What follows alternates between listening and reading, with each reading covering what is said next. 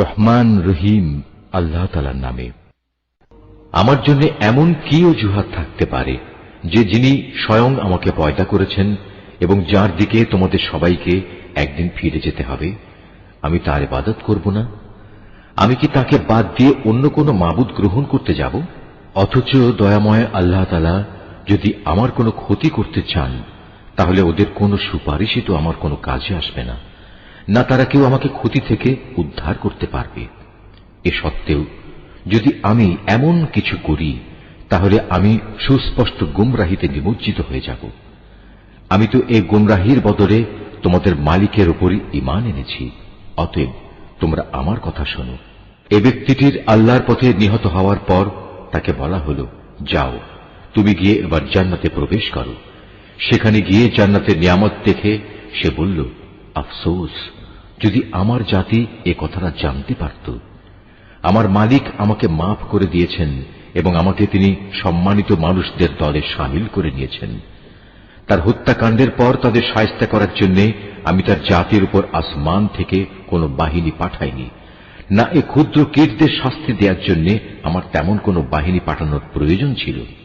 আমি যা করেছি তা ছিল একটি মাত্র বিকট গর্জন, তাতেই ওরা সবাই নিথর নিস্তব্ধ হয়ে গেল। বড়ই আফসোস এমন সব বান্দাদের উপর, তাদের কাছে এমন একজন রাসূলও আসেনি যাদের তারা ঠাট্টা বিদ্রূপ করেনি। তারা কি এ বিষয়টি লক্ষ্য করেনি যে তাদের আগে আমি কত জাতিকে বিনাশ করে দিয়েছি, যারা কোনোদিনই আর তাদের দিকে ফিরে আসবে না, বরং তাদের সবাইকে একদিন আমার সামনে এনে জড়ো করা হবে। তাদের শিক্ষার জন্য আমার কুদরতের একটি নিদর্শন হচ্ছে এই মৃত জমিন, যাকে আমি আসমান থেকে পানি বর্ষণ করে জীবন দান করি এবং তা থেকে শস্য দানা বের করে আনি। তা থেকেই তারা নিজ নিজ অংশ ভক্ষণ করে। আমি তাতে আরো সৃষ্টি করি নানা প্রকার খেজুর ও আঙুরের বাগান, উদ্ভাবন করি অসংখ্য নদী নালার প্রস্রবণ, যাতে করে তারা এর ফলমূল উপভোগ করতে পারে। আসলে এগুলোর কোনোটাই তো তাদের হাতের সৃষ্টি নয়। এত সত্ত্বেও কি তারা কৃতজ্ঞতা আদায় করবে না?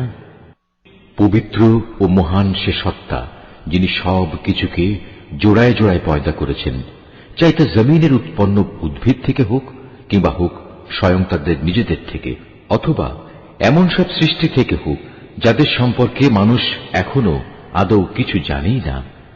তাদের জন্য আমার আরেকটি নিদর্শন হচ্ছে এই রাত।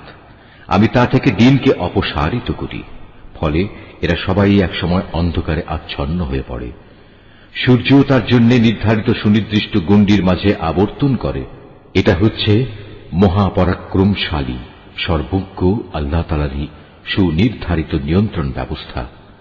আরো রয়েছে চাঁদ, তার জন্য আমি বিভিন্ন কক্ষ নির্ধারণ করেছি। কক্ষ পরিক্রমণের সময় ছোট হতে হতে তা একসময় এমন ক্ষীণ হয়ে পড়ে যেন তা পুরনো খেজুরের একটি পাতলা ডাল। সূর্যের এ ক্ষমতা নেই যে সে চাঁদকে নাগালের মাঝে পাবে, না রাত দিনকে দিনিয়ে আগে চলে যেতে পারবে। মূলত চাঁদ, সূরজ সহ এরা প্রত্যেকেই শূন্য লোকে সাঁতার কেটে চলেছে। তাদের জন্য আরেকটি নিদর্শন হচ্ছে, আমি তাদের বংশধরদের এক সময়ে একটি ভরা নৌযানে আরোহণ করিয়েছিলাম। তাদের নিজেদের জন্য সে নৌকার মতো যানবাহন আমি সৃষ্টি করেছিলাম, যাতে মাল সম্পদ সহ তারা আরোহণ করছে। অথচ আমি চাইলে মাল সামানা সহ এদের সবাইকে ডুবিয়ে দিতে পারি। সে অবস্থায় তাদের ফরিয়াদ শোনার মতো কেউই থাকবে না, না এদের তখন উদ্ধার করা হবে। হ্যাঁ, একমাত্র আমার অনুগ্রহই ছিল যা তাদের নিজ নিজ মঞ্জিলে পৌঁছে দিয়েছিল, এবং এটা ছিল এক সুনির্দিষ্ট কাল পর্যন্ত এ বৈষয়িক সম্পদ উপভোগ করার সুযোগ। যখন তাদের বলা হয়, তোমরা তোমাদের সামনে যে আযাব রয়েছে তাকে ভয় করো, ভয় করো যা কিছু পেছনে আছে তাকেও, আশা করা যায় তোমাদের উপর দয়া করা হবে। তাদের মালিকের নিদর্শন সমূহ থেকে তাদের কাছে এমন কোন নিদর্শন আসেনি যা থেকে তারা মুখ ফিরিয়ে নেয়নি। এমনি ভাবে যখন তাদের বলা হয়, আল্লাহ তাআলা তোমাদের যে জীবনোপকরণ দিয়েছেন তা থেকে কিছু অংশ অন্যদের জন্য ব্যয় করো, তখন এই কাফেররা ঈমানদারদের বলে, আমরা কেন তাদের খাওয়াতে যাব যাদের আল্লাহ তাআলা ইচ্ছে করলে নিজেই খাবার দিতে পারতেন? হে নবী, তুমি বলো, আসলেই তোমরা সুস্পষ্ট গুমরাহিতে নিমজ্জিত আছো। তারা বলে, তোমরা যদি সত্যবাদী হও তাহলে বলো কিয়ামতের এ প্রতিশ্রুতি কবে পূর্ণ হবে।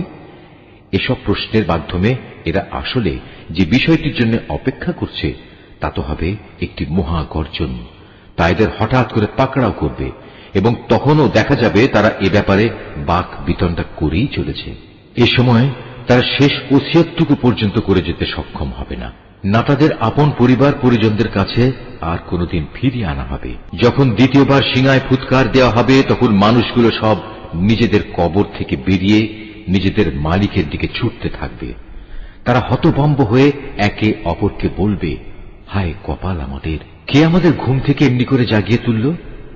এ সময় ফেরেশতারা বলবে, এ হচ্ছে তাই কিয়ামত। দয়াময় আল্লাহ তাআলা তোমাদের কাছে যার ওয়াদা করেছিলেন, নবী রসুলরাও এ ব্যাপারে সত্য কথা বলেছিলেন। মূলত এ কিয়ামত অনুষ্ঠানটি সিঙার এক মহা গর্জন ছাড়া আর কিছুই নয়। এই গর্জনের পর সাথে সাথে সবাইকে হাসরের ময়দানে আমার সামনে এনে হাজির করা হবে। অতঃপর ঘোষণা হবে, আজ কারো প্রতি বিন্দু মাত্র জুলুম করা হবে না। আজ তোমাদের শুধু সেটুকুই প্রতিদান দেয়া হবে যা তোমরা দুনিয়ায় করে এসেছ। সেদিন অবশ্যই জান্নাতের অধিবাসীরা মহা আনন্দে বিভোর থাকবে। তারা এবং তাদের সঙ্গী সঙ্গিনীরা আরশের সুশীতল ছায়ায় সুসজ্জিত আসনের উপর হেলান দিয়ে বসে থাকবে। সেখানে তাদের জন্য মজুদ থাকবে নানা প্রকারের ফলমূল, আরো থাকবে তাদের জন্য তাদের কাঙ্ক্ষিত ও বাঞ্ছিত সব কিছু। পরম দয়ালু মালিকের পক্ষ থেকে তাদের স্বাগত জানিয়ে বলা হবে, তোমাদের উপর সালাম বর্ষিত হোক। অপরদিকে পাপীদের বলা হবে, হে অপরাধীরা, তোমরা আজ আমার ইমানদার বান্দাদের কাছ থেকে আলাদা হয়ে যাও। হে বনি আদম, আমি কি তোমাদের এ মর্মে নির্দেশ দেইনি যে তোমরা শয়তানের গোলামি করো না? কেননা সে হচ্ছে তোমাদের প্রকাশ্য দুশমন। আমি কি তোমাদের এ কথা বলিনি তোমরা শুধু আমারই ইবাদত করো? কেননা এটি হচ্ছে সহজ সরল পথ। আর শয়তান সে তো তোমাদের আগেও অনেক লোককে এভাবে পথভ্রষ্ট করে দিয়েছিল, তা দেখেও কি তোমরা বুঝতে পারলে না? হ্যাঁ, এ হচ্ছে সেই জাহান্নাম যার ওয়াদা তোমাদের সাথে বারবার করা হয়েছিল। আজ সবাই মিলে তাতে গিয়ে প্রবেশ করো, যাকে দুনিয়ার জীবনে তোমরা অস্বীকার করছিলে। আজ আমি তাদের মুখের উপর ছিপি এঁটে দেব। আজ তাদের হাতগুলো আমার সাথে কথা বলবে, তাদের পাগুলো আমার কাছে সাক্ষ্য দেবে এরা কি কাজ করে এসেছে। অথচ আমি যদি চাইতাম, দুনিয়ায় আমি এদের চোখ থেকে দৃষ্টিশক্তি বিলোপী করে দিতাম। তেমনটি করলে তুমি বলো এরা কিভাবে তখন চলার পথ দেখে নিত? তাছাড়া যদি আমি চাইতাম তাহলে কুফরির জন্য তাদের নিজ নিজ জায়গায় তাদের আকৃতি বিনষ্ট করে দিতে পারতাম। সে অবস্থায় এরা সামনের দিকেও যেতে পারত না, আবার পেছনেও ফিরে আসতে পারত না। যাকেই আমি দীর্ঘ জীবন দান করি তাকেই আমি সৃষ্টিগত দিক থেকে তার প্রাথমিক অবস্থায় ফিরিয়ে নিয়ে যাই। এটা দেখেও কি তারা বুঝতে পারে না কে তাদের দেহে এ পরিবর্তনগুলো ঘটাচ্ছে? তোমরা এও জেনে রেখো, আমি এ রসুলকে কাব্য রচনা শেখাইনি এবং এটা তার নবী মর্যাদার পক্ষে শোভনীয় নয়। আর তার আনিত গ্রন্থ তা তো হচ্ছে একটি উপদেশ ও সুস্পষ্ট কোরআন, যাতে করে সে তা দ্বারা যে অন্তর্জীবিত তাকে জাহান্নামের ব্যাপারে সতর্ক করে দিতে পারে এবং যা দ্বারা কাফেরদের উপর শাস্তির ঘোষণা সাব্যস্ত হয়ে যায়। এরা কি লক্ষ্য করে না আমার নিজের হাত দিয়ে বানানো জিনিসপত্রের মধ্যে থেকে আমি তাদের কল্যাণের জন্য পশু পয়দা করেছি, আর এখন তারা নাকি এগুলোর মালিক হয়ে বসেছে। অথচ আমি এগুলো তাদের বশীভূত করে দিয়েছি। এর কিছু হচ্ছে তাদের বাহন, আর কিছু এমন যার গোশত থেকে তারা খাদ্য গ্রহণ করে। তাদের জন্য তার মধ্যে আরো উপকারিতা রয়েছে পানীয় বস্তুও। তবু কি তারা তার শুকর আদায় করে না যিনি তাদের এগুলো দান করেছেন? এ সত্ত্বেও তারা আল্লাহ তাআলার বদলে অন্যদের মাবুদ বানায়, তাও এই আশায় তাদের পক্ষ থেকে এদের সাহায্য করা হবে। অথচ তারা তাদের কোন রকম সাহায্য করার ক্ষমতাই রাখে না, বরং কিয়ামতের দিন তাদের সবাই দলবদ্ধভাবে জাহান্নামে এসে জড়ো হবে। অতএব হে নবী, এদের এসব জাহেলি কথাবার্তা যেন তোমাকে উদ্বিগ্ন না করে। অবশ্যই আমি জানি যা কিছু এরা গোপন করে এবং যা কিছু প্রকাশ্যে বলে বেড়ায়। এ মানুষগুলো কি দেখে না আমি তাদের একটি ক্ষুদ্র শুক্র কীট থেকে পয়দা করেছি? অথচ সৃষ্টি হতে না হতেই ক্ষুদ্র কীটের সে মানুষটি আমার সৃষ্টির ব্যাপারে খোলাখুলি বিতণ্ডাকারী হয়ে পড়ল। সে আমার সৃষ্টি ক্ষমতা সম্পর্কে নানা কথা রচনা করতে শুরু করল এবং একসময় সে লোকটি তার নিজ সৃষ্টি কৌশলী ভুলে গেল। সে বলল, কে মানুষের এ হাড় পুনরায় জীবিত করবে যখন তা পচে গলে যাবে? হে নবী, তুমি এদের বলো, হ্যাঁ, তাতে প্রাণ সঞ্চার তিনিই করবেন যিনি প্রথমবার এতে জীবন দিয়েছিলেন এবং তিনি সমস্ত কিছুর সৃষ্টি কৌশল সম্পর্কে সম্যক অবগত রয়েছেন। তিনি তোমাদের জন্য সবুজ সতেজ বৃক্ষ থেকে আগুন উৎপাদন প্রক্রিয়া সম্পন্ন করেছেন এবং তা দ্বারাই তোমরা আজ আগুন জ্বালাচ্ছ। যিনি নিজের ক্ষমতা বলে একবার আকাশমণ্ডল ও জমিন সৃষ্টি করেছেন, তিনি কি পুনরায় তাদেরই মতো কিছু সৃষ্টি করতে সক্ষম নন? হ্যাঁ, নিশ্চয়ই তিনি মহাস্রষ্টা ও সর্বজ্ঞ। তিনি যখন কিছু একটা সৃষ্টি করতে ইচ্ছা করেন তখন কেবল এটুকুই বলেন, হও, অতঃপর তা সাথে সাথে তৈরি হয়ে যায়। অতএব পবিত্র ও মহান সে আল্লাহ তাআলা, যিনি প্রত্যেক বিষয়ের উপর সার্বভৌম ক্ষমতার একচ্ছত্র মালিক, এবং তাঁর কাছেই একদিন তোমাদের সবাইকে ফিরে যেতে হবে। সূরা আস-সাফফাত। রহমান রহিম আল্লাহ তাআলার নামে। শপথ সে ফেরেশতাদের যারা সারিবদ্ধভাবে দাঁড়িয়ে থাকে। শপথ সেসব ফেরেশতার যারা সজরে ধমক দেয়। শপথ সেসব ফেরেশতার যারা সদা আল্লাহর জিকির তেলাওয়াত করে। অবশ্যই তোমাদের মাবুদ হচ্ছেন একজন। তিনি আসমান, জমিন ও এ দুয়ের মাঝখানে অবস্থিত সব কিছুরও মালিক। তিনি আরো মালিক সূর্যোদয়ের স্থান পূর্বাচলের। আমি তোমাদের নিকটবর্তী আসমানকে নয়নাভিরাম নক্ষত্র রাজি দ্বারা সুসজ্জিত করে রেখেছি। তাকে আমি হেফাজত করেছি প্রত্যেক নাফরমান শয়তান থেকে। ফলে তারা ঊর্ধ্ব জগতের কথাবার্তার কিছুই শুনতে পায় না। কিছু শুনতে চাইলেই প্রত্যেক দিক থেকে তাদের উপর উল্কা নিক্ষিপ্ত হয়। এই তাড়িয়ে দেয়াই শেষ নয়, তাদের জন্য অবিরাম শাস্তিও রয়েছে। তা সত্ত্বেও যদি কোনো শয়তান গোপনে হঠাৎ করে কিছু শুনে ফেলতে চায়, তখন জ্বলন্ত উল্কাপিণ্ড সাথে সাথেই তার পশ্চাৎ ধাবন করে। হে নবী, তুমি এদের কাছে জিজ্ঞেস করো, তাদের সৃষ্টি করা বেশি কঠিন না আসমান জমিন সহ অন্য সব কিছু যা আমি পয়দা করেছি তার সৃষ্টি বেশি কঠিন? এ মানুষদের তো আমি সামান্য কতটুকু আঠালো মাটি দিয়ে পয়দা করেছি। হে নবী, তুমি এদের কথায় বিস্ময় বোধ করছো, অথচ তোমার কথা নিয়েই ওরা ঠাট্টা বিদ্রুপ করছে। এদের যখন উপদেশ দেয়া হয় তখন তারা তা স্মরণ করে না, আবার কোন নিদর্শন দেখলে তা নিয়ে উপহাস করে। তারা বলে, এটা তো সুস্পষ্ট জাদু ছাড়া আর কিছুই নয়। তারা প্রশ্ন তোলে, এ আবার কেমন কথা? আমরা মরে গিয়ে হাড় ও মাটিতে পরিণত হয়ে যাব, তখন আমাদের পুনরায় জীবিত করা হবে? আমাদের পিতৃপুরুষদেরও এভাবে ওঠানো হবে?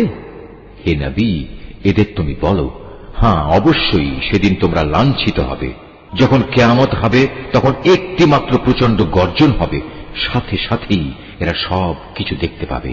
যারা অস্বীকার করেছিল তারা সেদিন এটা দেখে বলবে, পোড়া কপাল আমাদের, এটাই তো হচ্ছে সেই প্রতিদান পাওয়ার দিন। তাদের বলা হবে, হ্যাঁ, এটাই হচ্ছে চূড়ান্ত ফয়সালার দিন, যাকে তোমরা নিরন্তর অস্বীকার করে যেতে। ফেরেশতাদের আদেশ দেয়া হবে, যাও, তোমরা জালেমদের এবং তাদের সঙ্গী সঙ্গিনীদের ধরে ধরে জমা করো, তাদের দোসরদেরও, যারা তাদের গোলামি করত, এদের সবাইকে এক জায়গায় বাঁধো। আল্লাহ তাআলাকে বাদ দিয়ে যাদের এরা মাবুদ বানাতো তাদেরও বেঁধে জাহান্নামের রাস্তা দেখিয়ে দাও। হ্যাঁ, সেখানে পাঠাবার আগে তাদের এখানে একটুখানি দাঁড় করাও, তারা অবশ্যই আজ জিজ্ঞাসিত হবে। তোমাদের একই হল, জবাব দেওয়ার সময় তোমরা আজ একে অপরকে সাহায্য করছো না যে? না, আজ তো দেখছি এরা সবাই সত্যি সত্যি আত্মসমর্পণকারী বনে গেছে। এ সময় তারা একে অপরের দিকে মুখ করে পরস্পরকে জিজ্ঞাসাবাদ করতে থাকবে। দুর্বল দলটি শক্তিশালী দলকে বলবে, তোমরাই তো তোমাদের ক্ষমতা নিয়ে আমাদের কাছে আসতে। তারা বলবে, আমাদের দোষারোপ করছো কেন?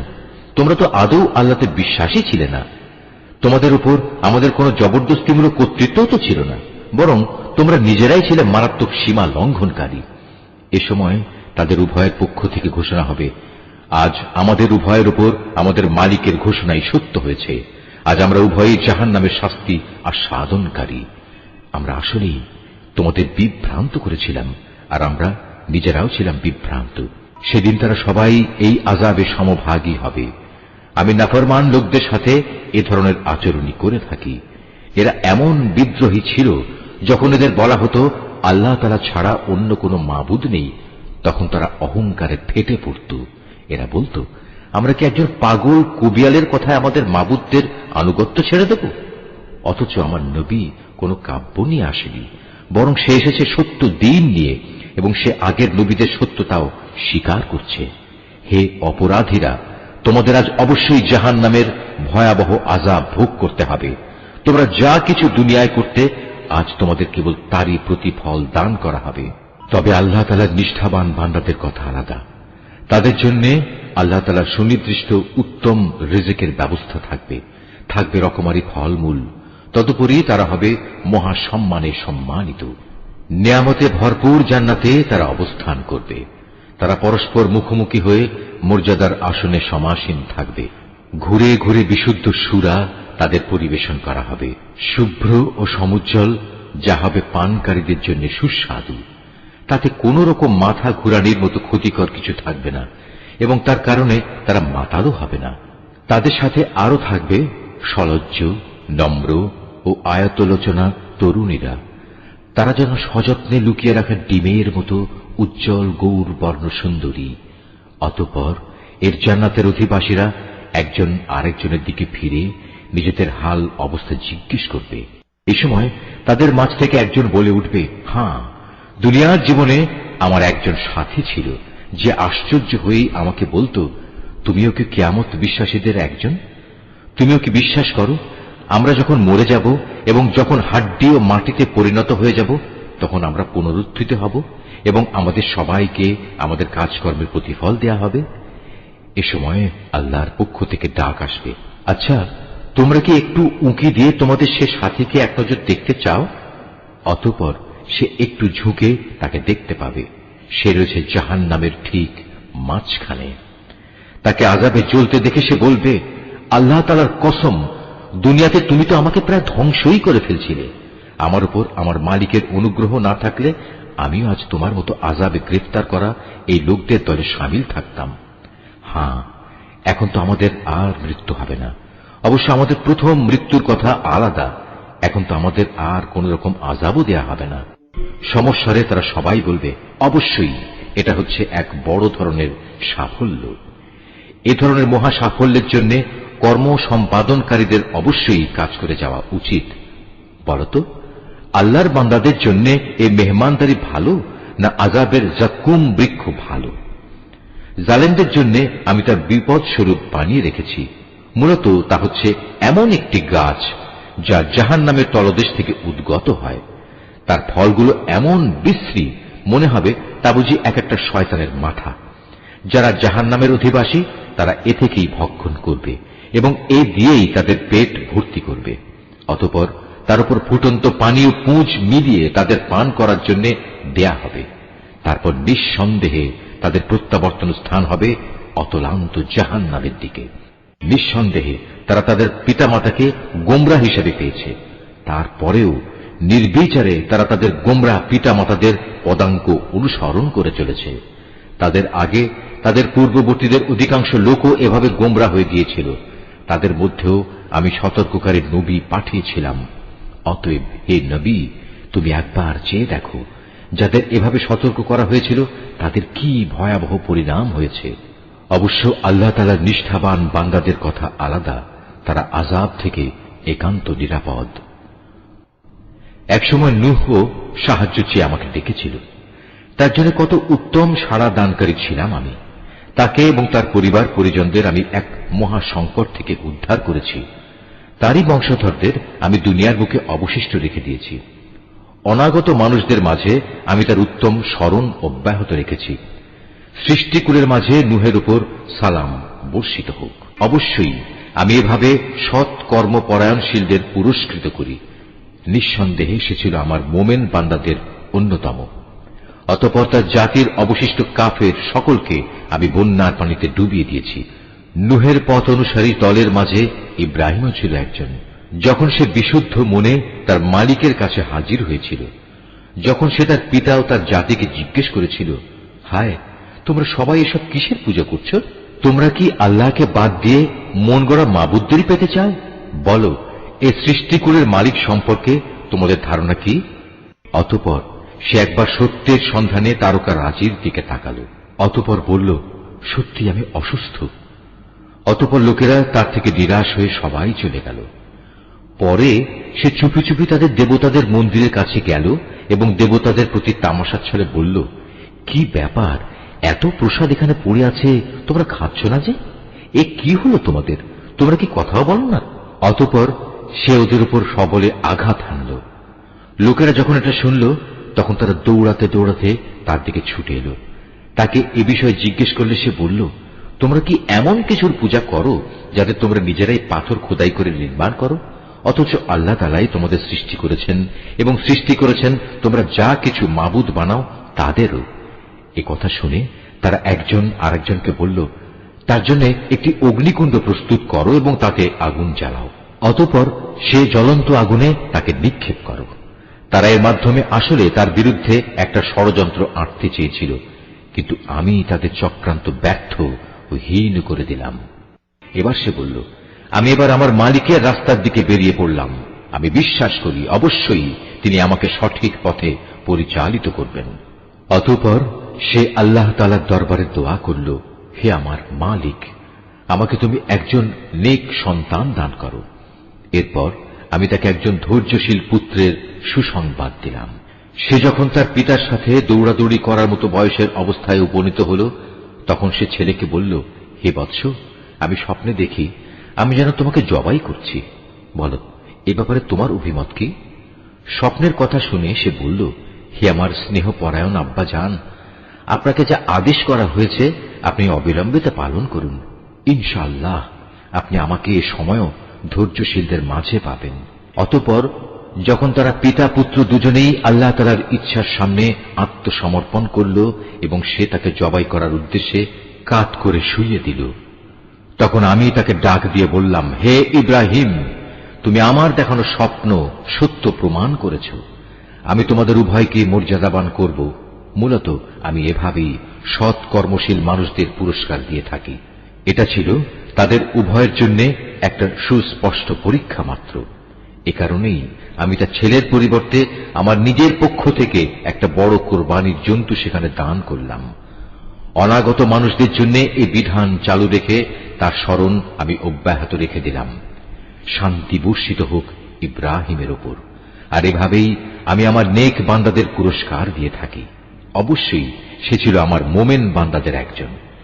কিছুদিন পর আমি তাকে এ মর্মে ইসহাকের জন্মের সুসংবাদ দান করলাম যে সে হবে নবী ও আমার নেক বান্দাদের একজন।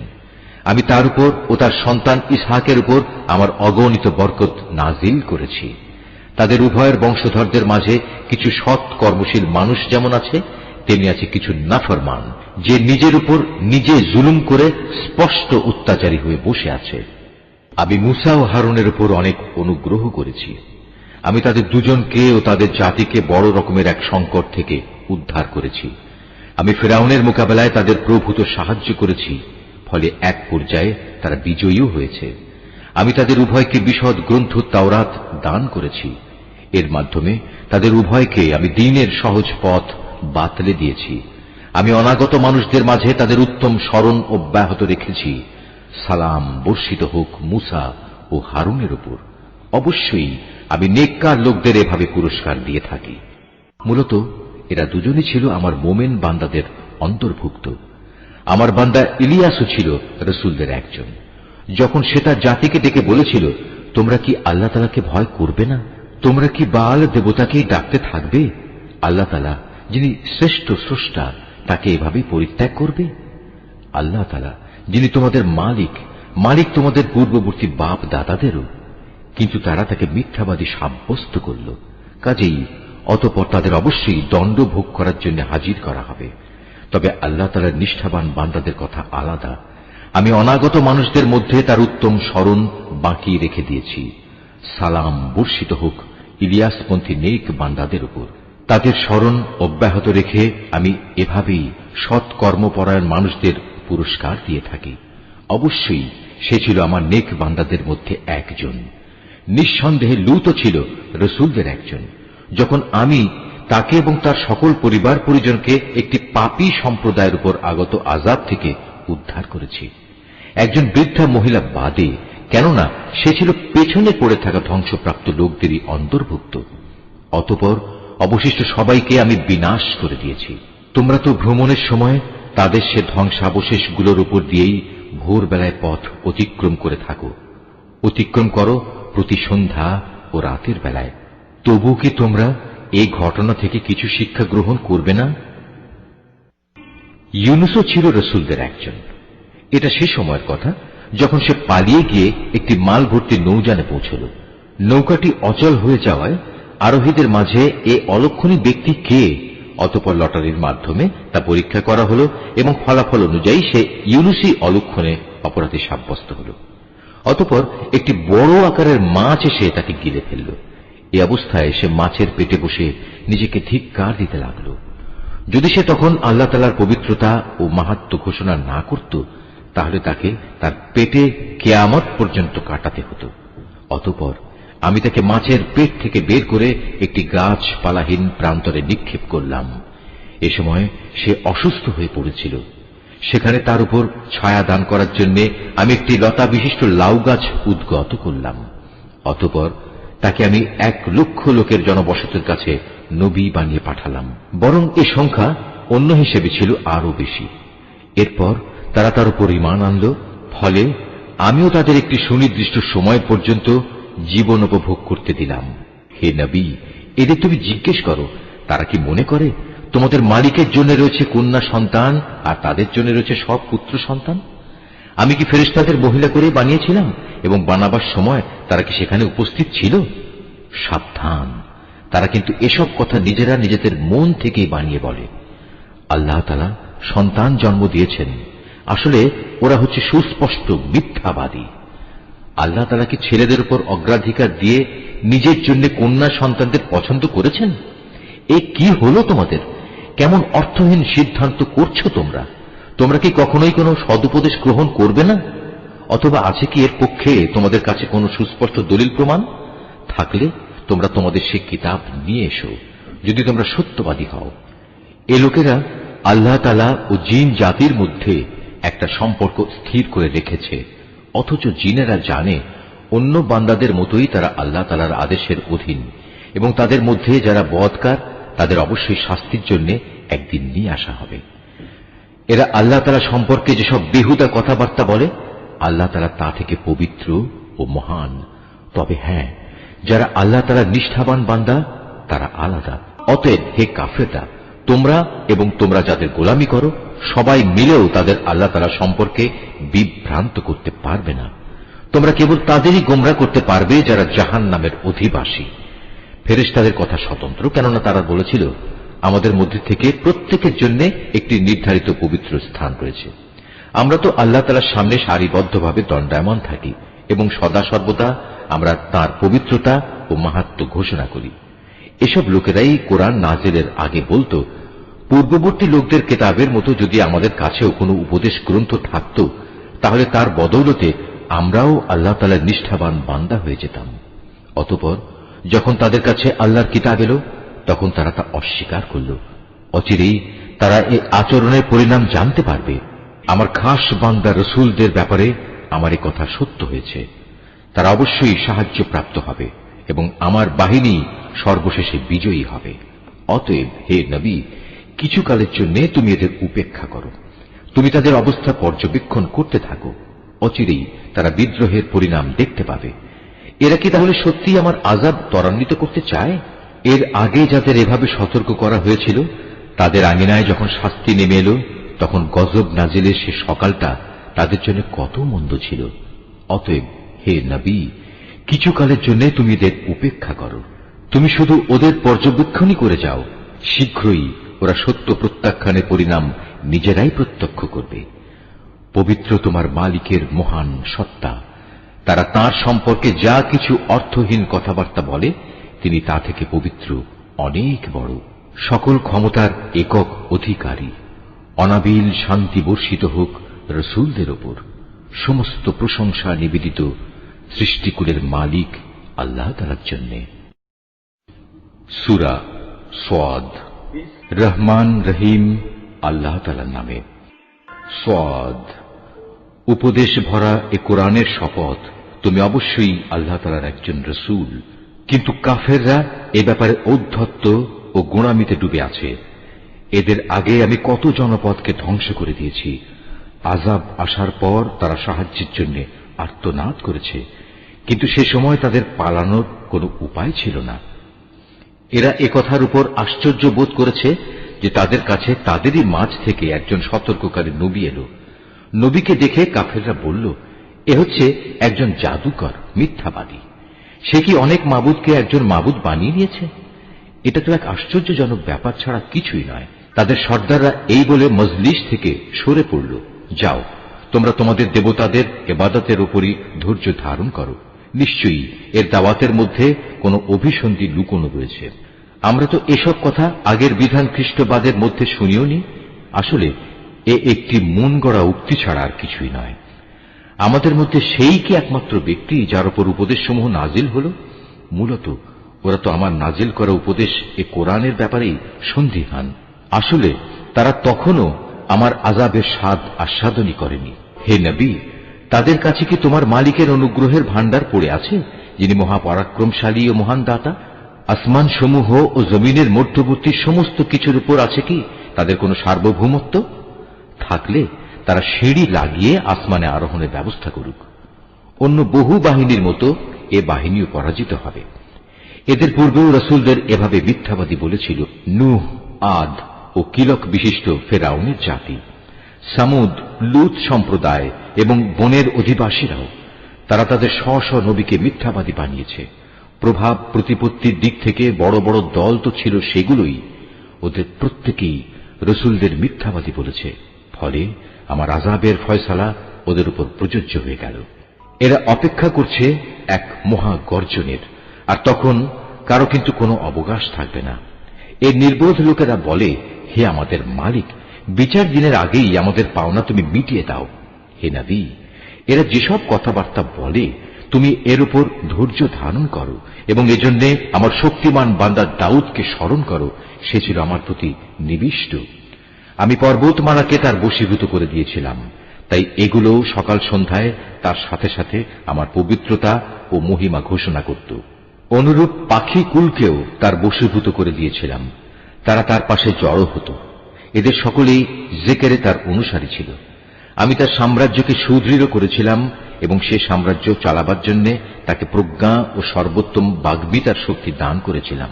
এই আয়াতটি যিনি তেলাওয়াত করবেন এবং যিনি এই আয়াতটির তেলাওয়াত শুনবেন, তাদের সবাইকে এখানে একটি সাজদা আদায় করতে হবে। এটা ওয়াজিব। হে নবী, তোমার কাছে কি সে বিবদমান লোকদের কাহিনী পৌঁছেছে যখন ওরা উভয়ই প্রাচীর টপকে তার ইবাদতখানায় প্রবেশ করল? যখন তারা দাউদের সামনে হাজির হল, তখন সে এদের কারণে একটু ভীত হয়ে পড়ল। ওরা বলল, হে আল্লাহর নবী, আপনি ভীত হবেন না। আমরা হচ্ছি বিবদমান দুটো দল। আমাদের একজন আরেকজনের উপর জুলুম করেছে, অতএব আপনি আমাদের মাঝে ন্যায় বিচার করে দিন। কোন রকম নাইনসাফি করবেন না। আমাদের সহজ সরল পথ দেখিয়ে দিন। আসলে এ হচ্ছে আমার ভাই। এর কাছে ৯৯টি দুম্বা আছে আর আমার কাছে আছে মাত্র একটি। এ সত্ত্বেও সে বলে, আমাকে তোমার এই দুম্বাটিও দিয়ে দাও। সে কথায় কথায় আমার উপর বল প্রয়োগ করে।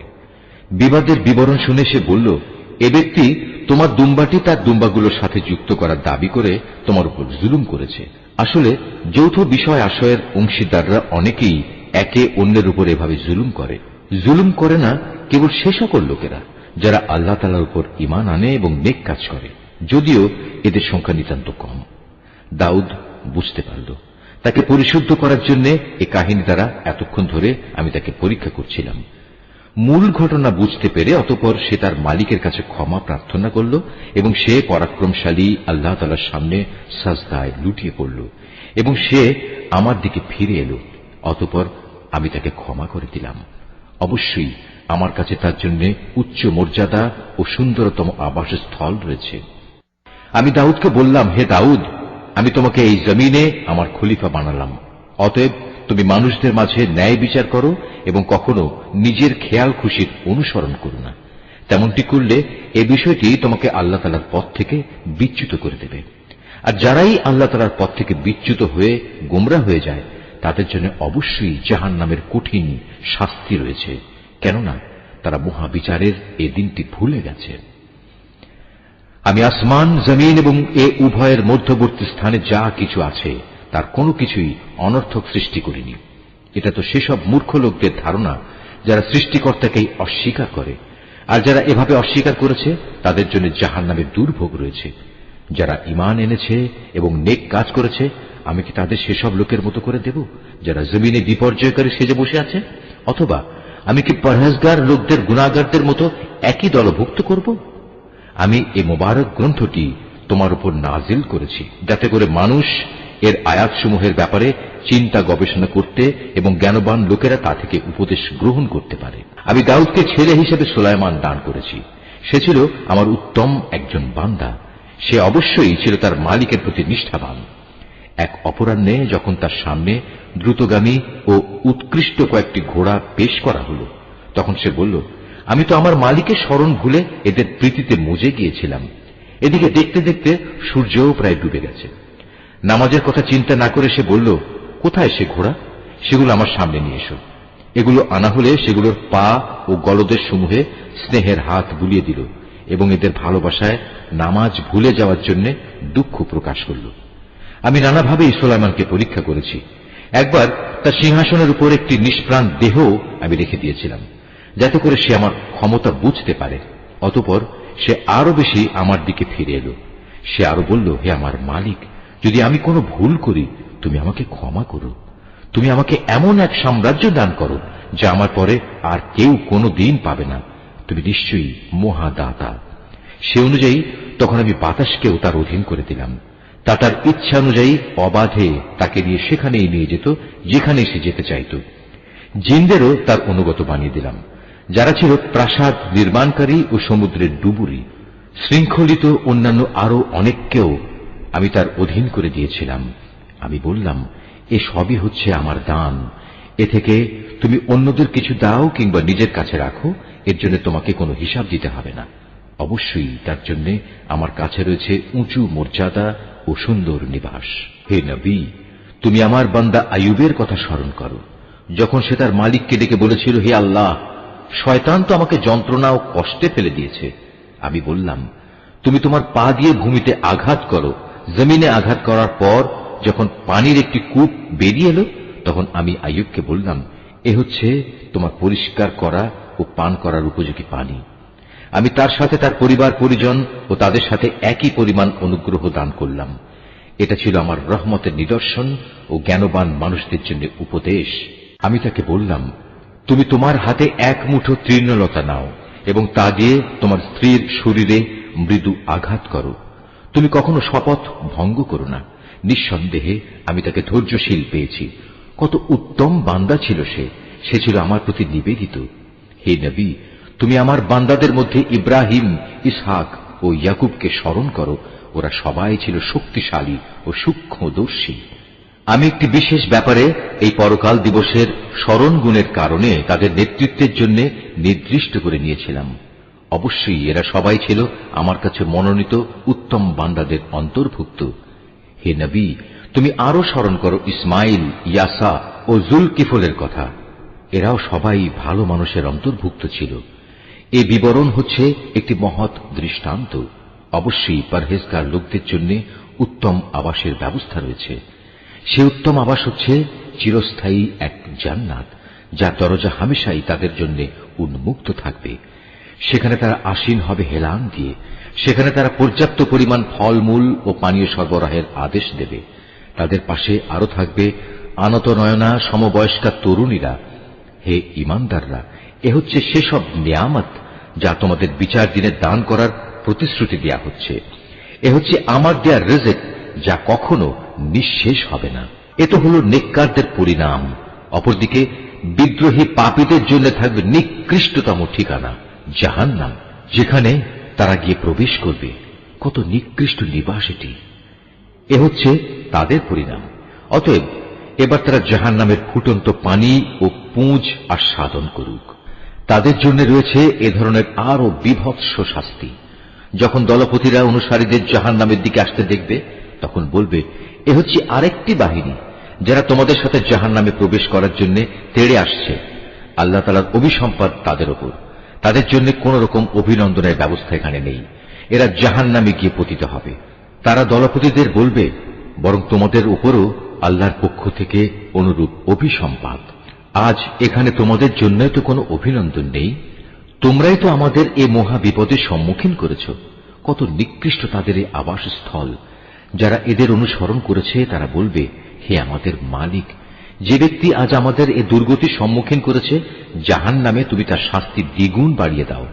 তারা আরো বলবে, এ কি হলো আমাদের, আজ জাহান্নামে আমরা সেসব মানুষদের দেখতে পাচ্ছি না কেন, যাদের আমরা দুনিয়ায় খারাপ লোকদের দলে সামিল মনে করতাম? তবে কি আমরা তাদের অহেতুকি ঠাট্টা বিদ্রুপের পাত্র মনে করতাম? না আমাদের দৃষ্টিশক্তি তাদের কিছুই দেখতে পাচ্ছে না? জাহান্নামীদের নিজেদের মাঝে এ বাক বিতণ্ডা সেদিন হবে অবশ্যম্ভাবী।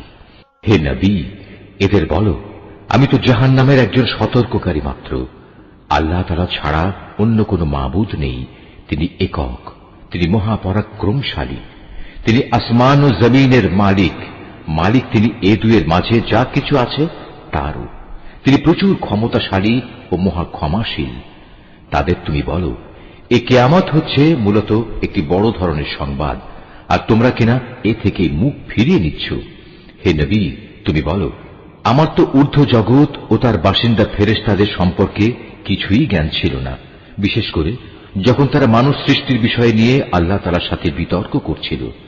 এ তো আমাকে ওহী করে জানিয়ে দেয়া হয়েছে। আমি হচ্ছি তোমাদের জন্য একজন সুস্পষ্ট সতর্ককারী। স্মরণ করো, যখন তোমার মালিক ফেরেশতাদের বলেছিলেন, আমি মাটি থেকে মানুষ বানাতে যাচ্ছি। যখন আমি তাকে বানিয়ে সম্পূর্ণ সুঠাম করে নেব এবং ওতে আমার কাছ থেকে জীবনের সঞ্চার করব, তখন তোমরা তার প্রতি সেজদা অবনত হবে। অতঃপর ফেরেশতারা সবাই তাকে সেজদা করল, একমাত্র ইবলিস ছাড়া। সে অহংকার করল এবং সে কাফেরদের অন্তর্ভুক্ত হয়ে গেল।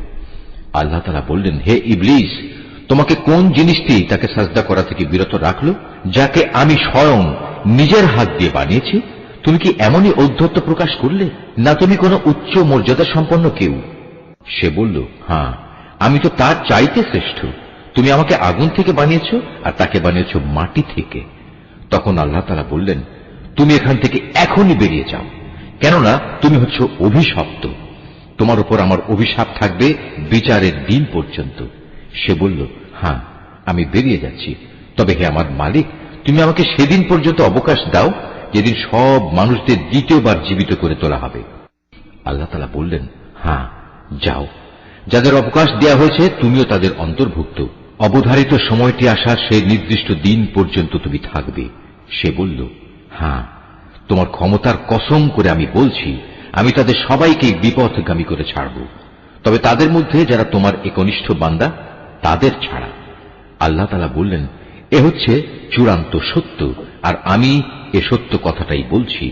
তোমার ও তোমার অনুসারীদের সবাইকে দিয়ে আমি জাহান্নাম পূর্ণ করবই। হে নবী, তুমি বলো, আমি এ কাজের জন্য তোমাদের কাছে কোনো পারিশ্রমিক দাবি করছি না। না যারা লৌকিকতা করে, আমি তাদের দলের লোক। এ কোরআন হচ্ছে সৃষ্টিকুলের মানুষদের জন্য একটি উপদেশ মাত্র। কিছুকাল পর কিয়ামত সংঘটিত হলে তোমরা অবশ্যই তার সত্যতা সম্পর্কে জানতে পারবে। সূরা আজ-ঝুমার, রহমান রহিম আল্লাহ তাআলার নামে। এ মহাগ্রন্থ আল কোরআন পরাক্রমশালী প্রজ্ঞাময় আল্লাহ তাআলার পক্ষ থেকেই এর অবতরণ। আমি কিতাব তোমার কাছে যথার্থভাবে নাজিল করেছি, অতএব নিষ্ঠাবান হয়ে তুমি আল্লাহ তাআলার ইবাদত করো। জেনে রেখো, একনিষ্ঠ ইবাদত আল্লাহ তাআলার জন্যই নিবেদিত হওয়া উচিত। যারা আল্লাহ তাআলার বদলে অন্যদের অভিভাবক হিসেবে গ্রহণ করে, তারা বলে, আমরা তো এদের ইবাদত এছাড়া অন্য কোনো কারণে করি না যে এরা আমাদের আল্লাহ তাআলার নিকটবর্তী করে দেয়। কিন্তু তারা যেসব বিষয় নিয়ে মতভেদ করছে, নিশ্চয়ই আল্লাহ তাআলা কিয়ামতের দিন সে বিষয়ের ফয়সালা করে দেবেন। অবশ্যই আল্লাহ তাআলা এমন লোককে হেদায়েত করেন না যে মিথ্যাবাদী ও অকৃতজ্ঞ। আল্লাহ তাআলা যদি সন্তান গ্রহণ করতেই চাইতেন, তাহলে তিনি তার সৃষ্টির মাঝ থেকে যাকে ইচ্ছা তাকেই বাছাই করতে পারতেন। তার সত্তা অনেক পবিত্র। তিনি আল্লাহ তাআলা, তিনি একক ও মহাপরাক্রমশালী। তিনি আসমান ও জমিন সুপরিকল্পিতভাবে সৃষ্টি করেছেন। তিনি রাতকে দিনের উপর বিছিয়ে দেন, আবার দিনকে রাতের উপর লেপ্টে দেন। তিনি সূর্য ও চন্দ্রকে একটি নিয়মের অধীন করে রেখেছেন। এগুলো সবই একটি সুনির্দিষ্ট সময় পর্যন্ত নিজ নিজ কক্ষপথে বিচরণ করতে থাকবে। জেনে রেখো, তিনি পরাক্রমশালী ও পরম ক্ষমাশীল। তিনি তোমাদের সবাইকে আদমের একই সত্তা থেকে পয়দা করেছেন। অতঃপর তিনি সেই সত্তা থেকে তার যুগল বানিয়েছেন এবং তিনি তোমাদের জন্য 8 প্রকার পশুর বিধান অবতীর্ণ করেছেন। তিনি তোমাদেরকে তোমাদের মায়েদের পেটে পর্যায়ক্রমে পয়দা করেছেন। তিনি অন্ধকারে একের পর এক অবয়ব দিয়ে গেছেন। এ হচ্ছেন আল্লাহ তাআলা। তিনি তোমাদের মালিক, তার জন্যই সার্বভৌমত্ব। তিনি ছাড়া কোনো মাবুদ নেই। তারপরেও তোমরা কোথায় কোথায় ঠোকর খেয়ে চলেছ? হে মানুষ, তোমরা যদি আল্লাহ তাআলার কুফরি করো তাহলে জেনে রেখো, আল্লাহ তাআলা তোমাদের কারোই মুখাপেক্ষী নন।